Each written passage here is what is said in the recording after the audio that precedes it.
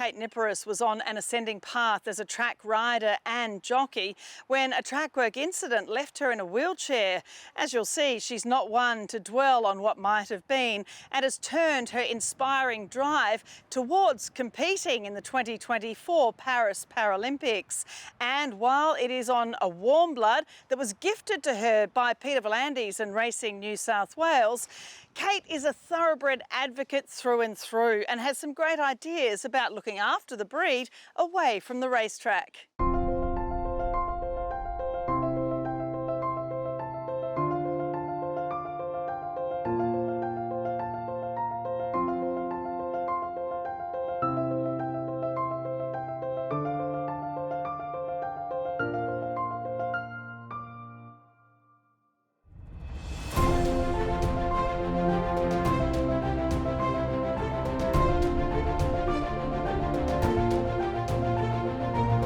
Fabulous to catch up with you. You're obviously on this great journey towards the Paris 2024 Paralympic Games and doing so much work to get there.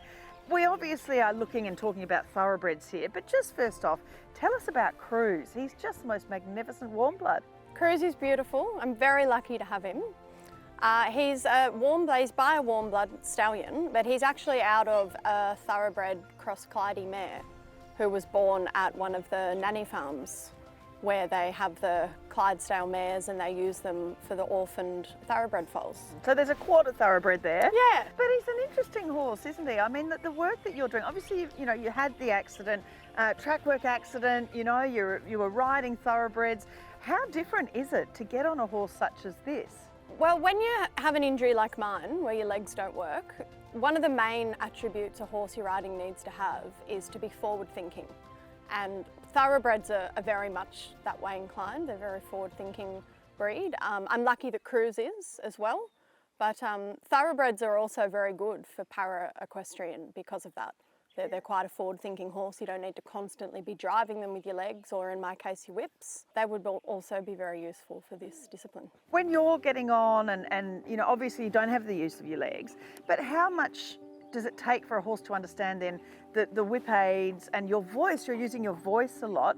What are you doing? What are the different things that you've had to learn to do yourself to make the horse do what you want to do?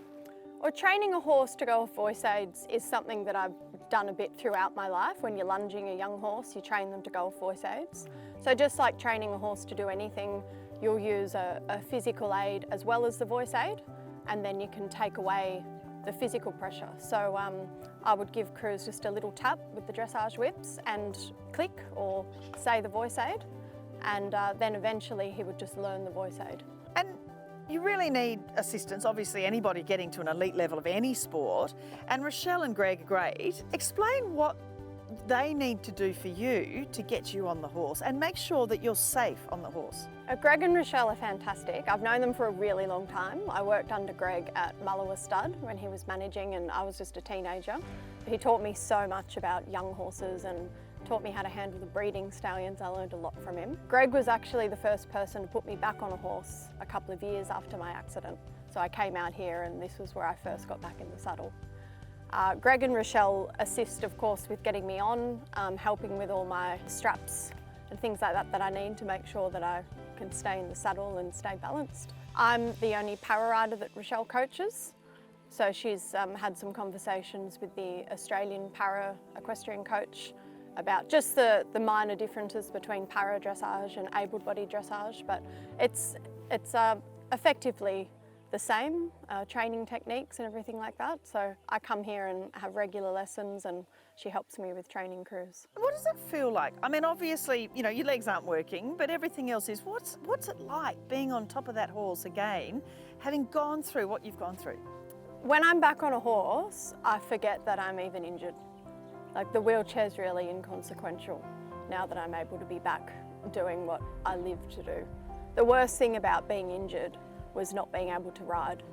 I thought that I had to walk again to be able to ride, so I was devastated at not being able to walk. But now that I can be back on a horse, it doesn't really bother me too much. I'm an ambitious person and I've always needed something to aim towards, and now that I'm on this path aiming towards the Paralympics, That's all I think about. I don't worry about what I can't control.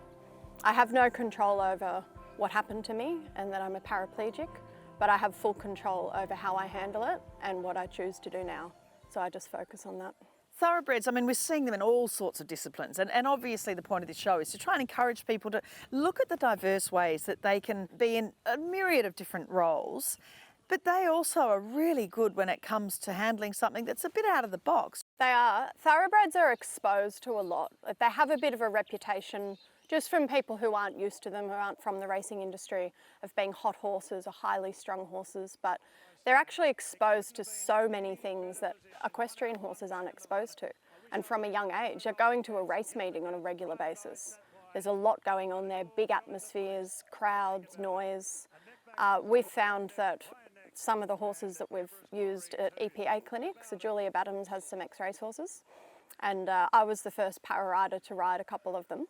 And with the mounting process of getting me on, it's quite a lot for a horse that hasn't been exposed to it before.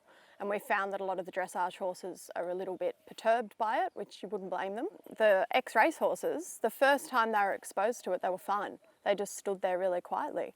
Julia said, they're very good with the mounting process, aren't they? It's strange. And I said, I think it's probably because of what they're exposed to with the barriers. There are people up above them clunking around, barrier attendants and jockeys climbing on and off from up high, whereas equestrian horses are only mounted from the ground. They're not exposed to so much. So ex-race horses would absolutely be great at this sport. There are some riders that are using them already and have some that they're retraining to compete in paradressage. It's not that racehorses aren't educated, they're educated to do the job that they do, and they're very well educated to do that. Criticising a racehorse that's just off the track for not being trained in dressage is like asking Usain Bolt to do a gymnastics routine. He's very well trained in the technique of running and racing, as a racehorse is, but then asking them to do a gymnastic sport, they need to have the education to do that, that's all. If you just go home and watch the races, you'll see that in the run, where the jockeys just want the horses to be settled, their hands are down and still. And then when they straighten up and they want the horse to start working through their gears, they lift their hands, go for another hold, so effectively like shortening the reins in equestrian. So if someone gets on an ex-race horse, lifts their hands up, shortens the reins, and the horse takes off, it's just doing what it's being trained to do. Whereas they get a reputation of, oh, they've got a bad mouth, they're badly educated, they're bolting. It's just the way that they've been trained. So they need someone who understands where they're coming from. And Equine Pathways Australia, EPA, as you mentioned, Julia Badams and Warren Moore, they do a fabulous job. Tell us about your relationship with them. They do. So I met Julia last year, I think it was May last year. That's when I got back into training to do competitive riding. Changed my life. Equine Pathways is amazing.